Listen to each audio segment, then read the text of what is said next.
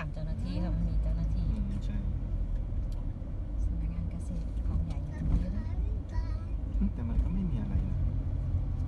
จะต้อง เขาจอดรถขวางเอาไว้เอ้าอ๋อตรงนี้ไปได้เหรอเนี่ยเจ้าหน้าที่ เดี๋ยวสอบถามนะ เข้าไปดู ไป วิว ดูได้ไหม คุณลุงคะขับรถไปดูได้ไหมคะ ไปสะพานค่ะ ใช่ ได้ใช่ไหมคะก็ได้ จะไปดูวิว ค่ะได้ ขอบคุณมาก ขอบคุณ ค่ะ ค่ะ แล้วลุงจะรู้ได้ไงว่า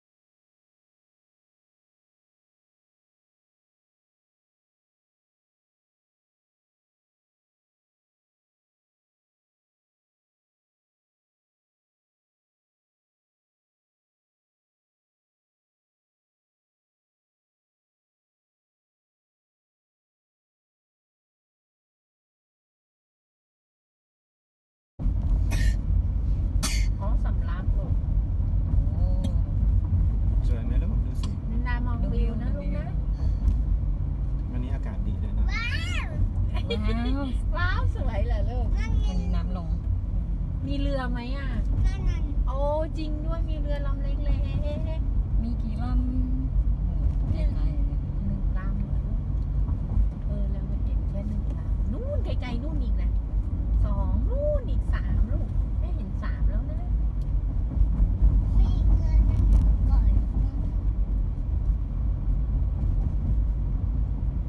ีเหรอไกลๆนู่นอีกเยอะเลย เห็นแวบๆอยู่ไกลๆพี่นาลองมองไปข้างหน้า ถ้าฝั่งนู้นก็เกาะช้างแล้วนะ นั่นน่ะใช่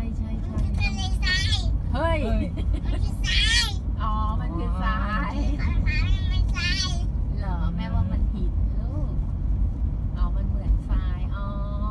มองไปมันก็เหมือนทรายชายหาดนะเหรอลูก เรามองเห็นเกาะกูดไหมจ๊ะ เกาะกูดไม่เห็นเพราะเกาะกูดเนี่ยมันจะ ไกล ไกล เหรอ ไกลกว่า เพราะกว่าจะถึงเกาะกูดมันต้องผ่านเกาะหมากเกาะอะไรอีก เกาะกูดไกลที่สุดเลย ไกล แต่เกาะกูดยังน้ำมันยังใสดีจัง เคยไปงานวิ่งเกาะกูดโรงเรียนอนุบาลเกาะกูดเขาจัดเป็นของสวนกุหลาบเขาเป็นแบบเหมือนเขามีญาติหรืออะไรที่อยู่ที่เกาะกูดแล้วเขาไปจัดงานวิ่ง ขึ้นเนินลงเนิน ตรงไหนแม่มองไม่เห็นที่หน่อย ไหนเรือใบ ไหนอะคะ สีเขียวใช่ไหมคะ ไม่ใช่มั้งมันเป็นทุน ไหนอะลูก ที่ไหนที่ว่าเอา อ๋อ เอา ผ่านไปแล้วด้วย เอามันผ่านไปแล้ว อ๋อมีก็มีรถจอดอยู่ทางนู้น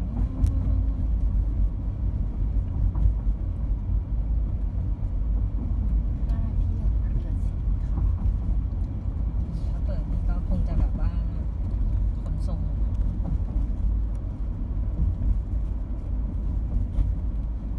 ถ้าเก่าเคยไปเห็นเขาแบบขนแบบเบียร์ส่งออกอะเต็มลำ ด้านนี้ท่าเทียบเรือด้านนั้นเรือท่าเทียบเรือสีขาว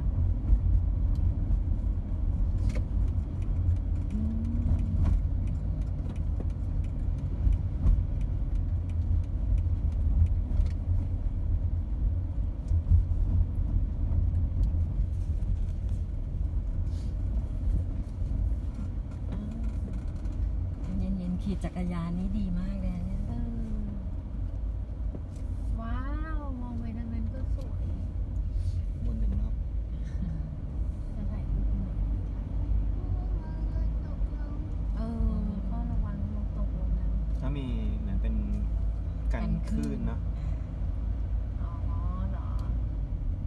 อันนั้นไอหินเนี่ยเหรอ ไว้กันคลื่นน้ำก็เลยนิ่งๆ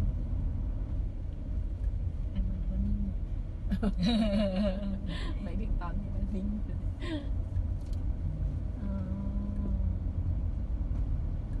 พอใจหรือยังคะคุณพ่อ จะลงไปก็ 3 ได้ กิโลไหม นะ 3 กิโลไหม 3 กิโล2 กว่าก็ถึงแล้ว เอาไม่ใช่แชร์ภาพเลยเหรอหรือไม่ต้อง เดี๋ยวลงไปไหม จะแชร์ ล่ะ อะไร ไม่อยากลงเหรอ ขี้เกียจลงแต่ก็ลงก็ได้ลงแล้วมีเด็กเอาไม่ลงเห็นไหม ก็ลงคนเดียว ลงไหม โนเหรอit's hot โอ้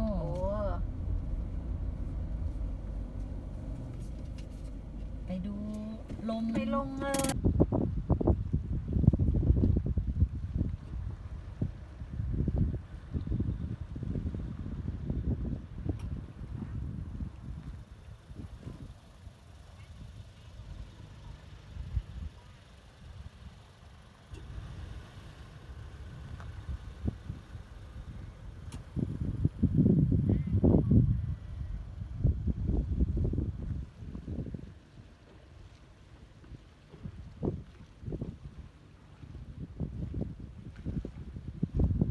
แล้วขอเสียงหน่อย พร้อมแล้ว พร้อมไหมคะ พร้อมไหม ไม่ นั่นน่าจะเป็นหาดบานชื่นเนาะ หาด ขาวๆ บานชื่นไม่ หรอ ไม่มันมาหาดวันชื่นมาตั้งไกลแล้วนะ ใช่ มันไม่ใช่ตรงนี้หรอก ไม่ใช่ตรงนี้นะ โนโนโนผิดแล้วค่ะเอาแล้วพ่อมาด้านนี้เหรอ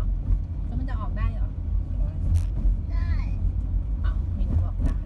ได้เหรอ ได้เหรอได้ไหม ได้ค่ะลูก เปลี่ยนละแล้วลูก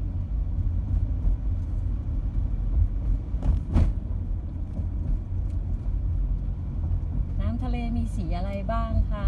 มินดา หนูเห็นสีอะไรบ้าง สีอะไรลูก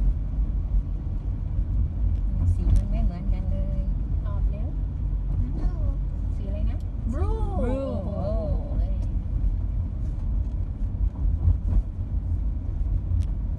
แล้วมี blue อะไรนะคะ หนูจะวาดเหรอแม่ครั้งนี้แม่ไม่ได้เอาดินสอสีกับกระดาษมาให้เลยแฮะลืม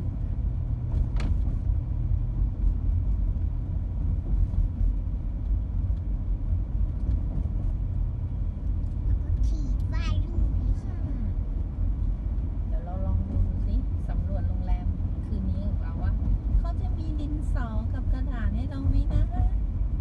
อ๋อมี ไปพักที่ไหนเอ่ย มินดามีกระเป๋านักเรียนมา ที่ Emerald มีดินสอสีและกระดาษ บางเบาเลย บางเบ้าเห็นปุ้งว่า Emerald Cove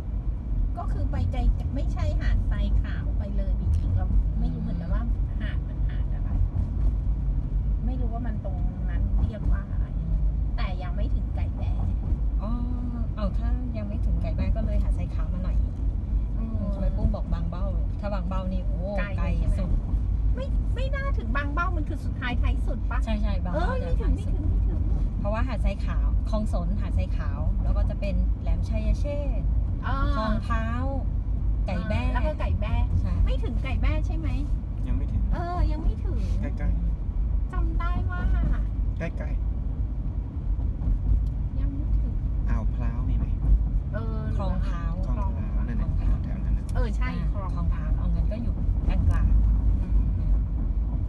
บาง ยังไม่ เบ้า ถึงไก่แบ้ อาจจะไกล ๆใช่ ๆมันบางเบ้าแล้วก็อะไรนะสลักเพชร สลัดเพชรจะอยู่อีกด้านหนึ่ง อีกด้านหนึ่งเลย คือ ใช่หม ถ้าไปก่อช้างมันจะมีเลี้ยว ถ้าเลี้ยวขวาไป กับซ้าย ขวาก็ไปที่เราไป อ่า ไปหาไซขาวไปอย่างเงี้ย อ่า แต่ถ้าเลี้ยวซ้ายก็จะไปสลักเพชร อ่า สลัดคอกอะไรที่มันมีอะไรพายเรืออะไร ใช่ น้ำตกทันมยม อ่า ถ้าไปทางซ้ายคือจะแล้วก็จะเป็นหน่วยงานราชการ รถขึ้นเรือ หรือเรือขึ้นรถนะ ใช่ รถขึ้นเรือหรือเรือขึ้นรถ เรือขึ้นรถมินดาก็เคยเห็นแล้วไงที่เรือเล็กๆที่ In ว่า 300 meters, เราเห็นที่ไหนนะที่ว่าเขาแบบไอ้ขนบรรทุกรถบรรทุกเรือ แต่อันเนี้ยเรือบรรทุกรถ เดี๋ยวจะได้เห็นอย่างง่วงก่อนกันแล้วกัน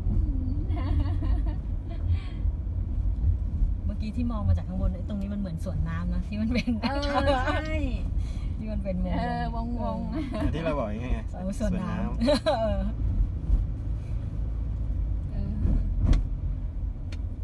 นี่ทำไมร้อนจัง เดี๋ยวดู คราวนี้เราไปไหนนะไอจุดที่แคบที่สุดเหรอ แค่ที่สุดบวกกับ in ชายแดน 600 ชาย meters, แดน turn right. ประมาณครึ่งชั่วโมงกลับก็เที่ยงพอดี ดีหม่ำข้าว หม่อมข้าวแล้วก็กินข้าวเสร็จก็ ก็ ไป ไปแวะหาดบางชื่อ แป๊บนึง Head southeast. แล้วก็ ส่งจอกลับกรุงเทพ In 600 กรุงเทพ meters, เลย turn left.